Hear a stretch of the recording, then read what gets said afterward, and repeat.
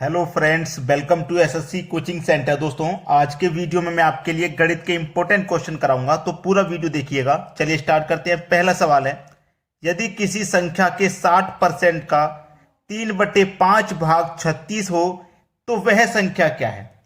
बोला है उसने किसी संख्या का, हमें पता नहीं है कौन सी संख्या। जब पता नहीं है तो उस संख्या को हम एक्स मान लेते हैं।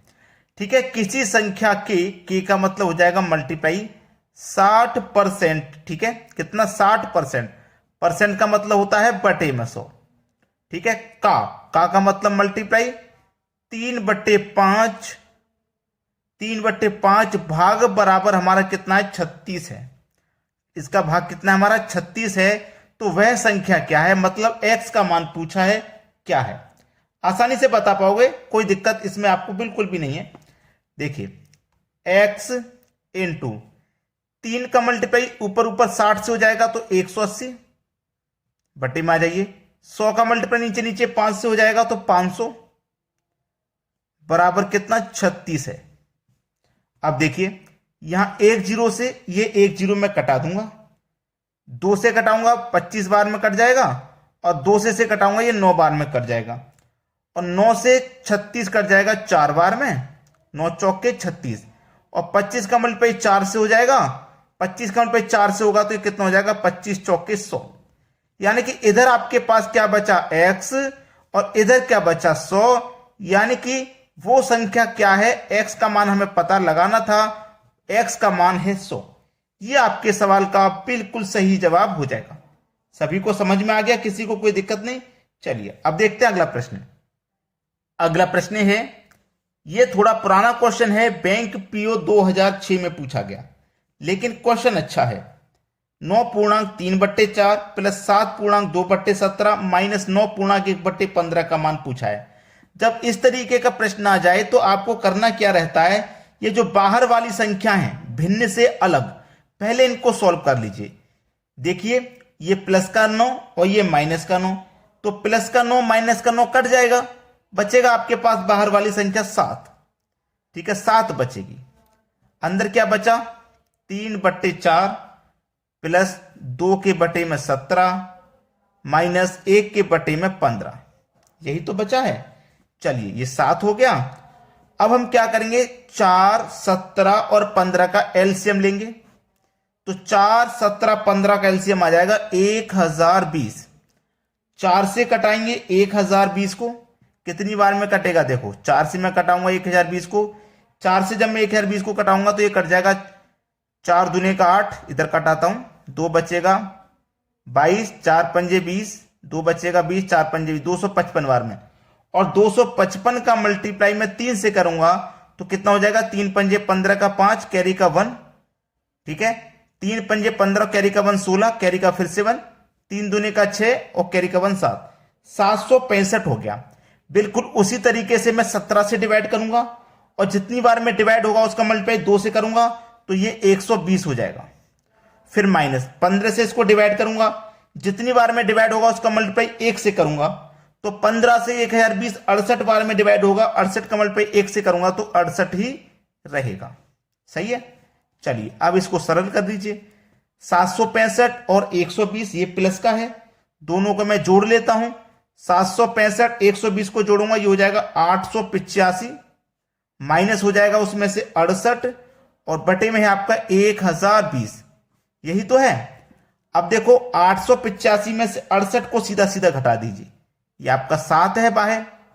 885 में से 68 को घटा देंगे 817 बचेगा, और बटे में कितना है आपका 1020, यही तो है। तो 7.817 बटे 1020। देखिए किस ऑप्शन में, मुझे बी ऑप्शन में नजर आ रहा है 817 बटे 1020, लेकिन यहां पे 9 है।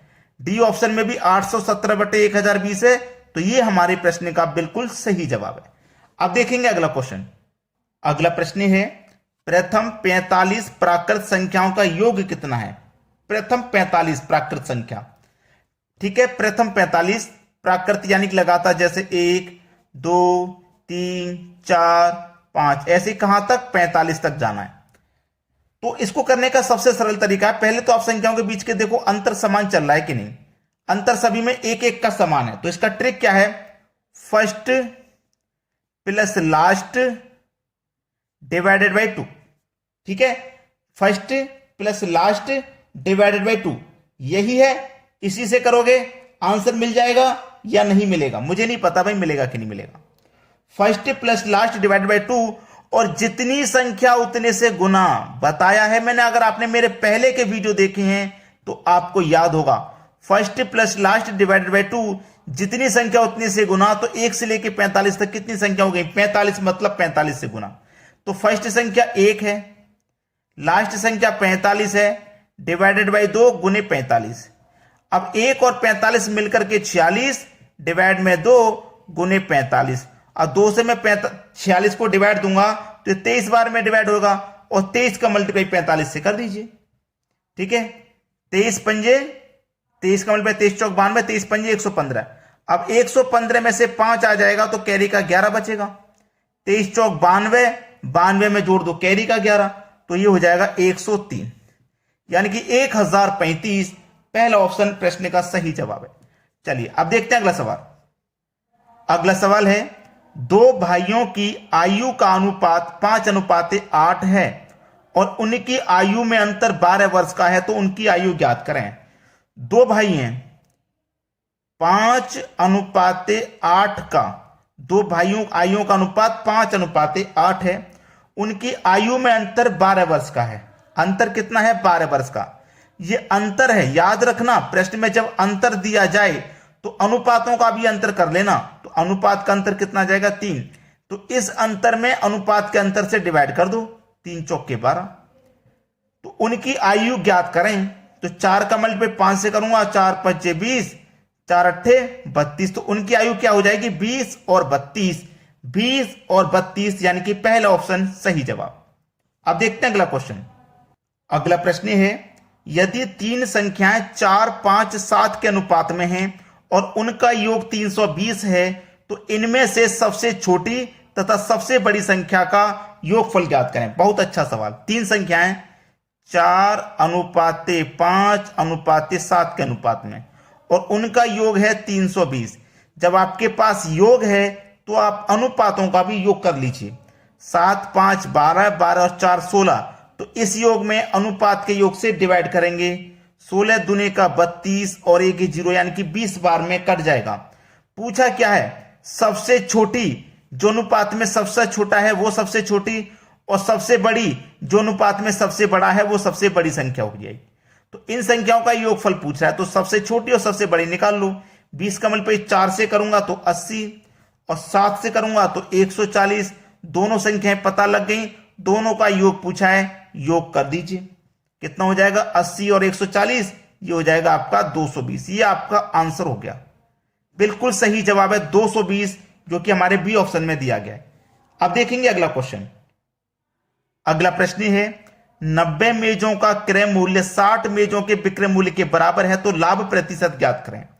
90 मेजों का क्रय मूल्य, 90 मेजों का क्या क्रय मूल्य, मतलब कॉस्ट प्राइस, 60 मेजों के विक्रय मूल्य यानी कि सेलिंग प्राइस के क्या है, बराबर है, तो लाभ का प्रतिशत ज्ञात करें। ठीक है, देखो ये क्या है आपका कॉस्ट प्राइस। जब मैं सेलिंग प्राइस को इधर लेके आऊंगा तो कॉस्ट प्राइस के बटे में सेलिंग प्राइस आ जाएगा। ये सेलिंग प्राइस इधर आ गए बटे में, इधर 60 बचा। अब 90 को इधर लेके जाऊंगा तो 60 के बटे में 90 आ जाएगा। कॉस्ट प्राइस कितना, 60 रुपया, सेलिंग प्राइस 90 रुपया। अब 60 रुपए की चीज को आप 90 रुपए में बेचोगे तो आपको 30 रुपए का फायदा हो जाएगा, यानी कि लाभ हो जाएगा।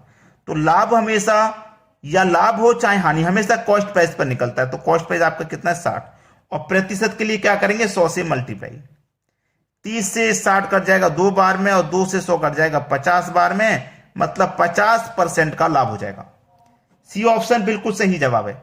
अब देखेंगे अगला क्वेश्चन। अगला प्रश्न है, दो धनात्मक संख्याओं का अंतर 50 है और उन दोनों का अनुपात 7:2 है, तो दोनों संख्याओं का गुणनफल ज्ञात कीजिए।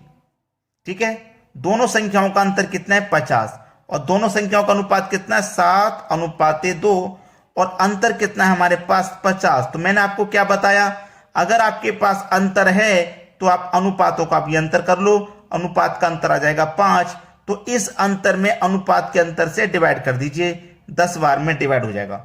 अब 10 का मल्टीप्लाई 7 से कर दो तो 70 और 2 से कर दो तो 20, यानी कि इन दोनों का मान हमें पता लग गया। दोनों संख्याओं का गुणनफल ज्ञात कीजिए। दोनों संख्याओं का मान हमें पता लग गया ना।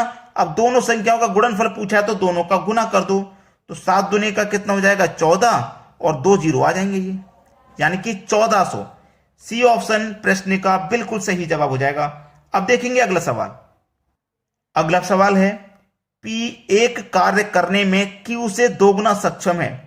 देखो P Q से दोगुना सक्षम है। P जो है Q से दोगुना सक्षम है।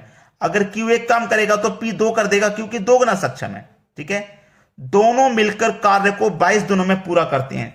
दोनों मिलकर के, अब देखो दोनों जब मिला दूंगा मैं तो दोनों मिलकर के कितना काम करेंगे 3, यानी कि एक दिन में 3 काम करते हैं दोनों मिलकर के, और दोनों ने 22 दिनों में काम पूरा किया। एक दिन में 3 काम किया है तो 22 दिन में काम खत्म किया, तो 22 दिन में कितना काम किया होगा 66 काम उन्होंने किया होगा, यानी कि जो टोटल काम होगा वो 66 होगा, जो कि दोनों ने मिलकर के 22 दिन में खत्म कर दिया। अब पूछा है Q अकेले इस कार्य को पूरा करने में कितना समय लगेगा। टोटल काम कितना है 66 है, Q अकेले पूरा करेगा ना, तो Q एक दिन में एक काम कर रहा है तो 66 को पूरा करने में उसे 66 दिन का समय लग जाएगा, यानी कि सी ऑप्शन हो जाएगा प्रश्न का सही जवाब। अगर आपने लाइक नहीं किया वीडियो को तो लाइक कर दो, और शेयर नहीं किया तो भाई शेयर कर दो, इतना काम कर दो हमारे लिए। ठीक है दोस्तों, धन्यवाद।